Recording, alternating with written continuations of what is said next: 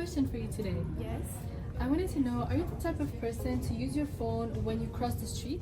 Hi everyone, today I will talk about our presentation in statistics. Basically, the SAAQ aims to encourage pedestrians to be more vigilant when crossing intersections. So they want to create a relevant and targeted awareness campaign to achieve this. So the goal of this study was to estimate the proportion of pedestrians using their phones while crossing intersections based on the age, so if they're older or younger, and the time of the day, so if it's in the morning, afternoon, or anything else. The method that we used for this project was an observational study with 385 participants across various Montreal intersections, and I will later on let my colleague Camille talk about our findings of this study.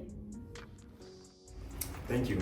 So our study focused on a stratified sampling method in which our main variable was smartphone use while crossing.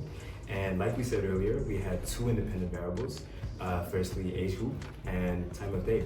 And I'd like to say that to ensure that data was collected at random, we used 5-minute intervals, at which the first 5 minutes we observed, and the second 5 minutes we didn't, so on. In terms of biases, for selection biases, we diversified both location and time, in which we observed in schooling, residential, commercial, high traffic zones, but also throughout many days and also the weekends. And secondly, to address the measurement biases, we firstly trained our observers through specific age and phone usage criteria.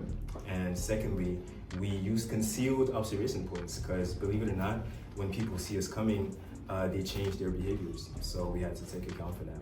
Then in terms of tests, we used a chi-square test in which my colleague will talk a bit more about this, but results showed that there was no significant link between our dependent and independent variables. Lastly, for the study limitations, we'd say that the weather conditions, the overall observer constraints, but also the inability to collect data coming from self-reports was the main challenges for this concept, because collecting things like surveys would have helped us a lot in our overall sample. So I'll be talking about the result. We found that 22.6% of our sample are looking at their phone while crossing the street. So here are some key takeaways. Our sample size is 385 pedestrians, and we found that 12.47% of our sample are young individuals crossing the street while looking at their phone, and 10.13% of our sample are old pedestrians. Here's a closer look at our descriptive statistics. Here's how our results are represented in our Excel sheet. You can see that the general use is of 22.6%. For our final result, we found that even at a 10% significance level, we do not reject the null hypothesis because the p-value is greater than 10%. Therefore, the proportion of pedestrians who cross the street in Montreal while actively looking at their phone is independent of the age. Finally, here are some interesting finds. So we found that in the morning, more people look at their phone than any other time of the day. But as Nate said, because of the p-value, we found that there is no significant link between the time of day and the usage of the phone while crossing the street.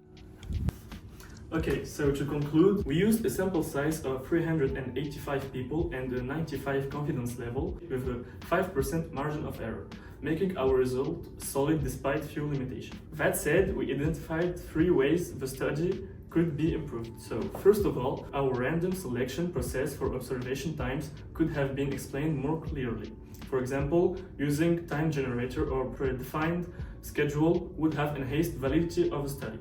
Secondly, clearly defining the null and alternative hypotheses from the start would have made our statistical framework more rigorous and easier to follow. And third, our results may have been over or underestimated because of a different bias. Overall, our findings give useful insight into pedestrians' behavior and can help guide future studies or awareness campaigns, especially those led by the SAAQ. Thank you. Yeah, definitely. I won't admit it, but I do use my phone crossing the street. Thank you. You're welcome.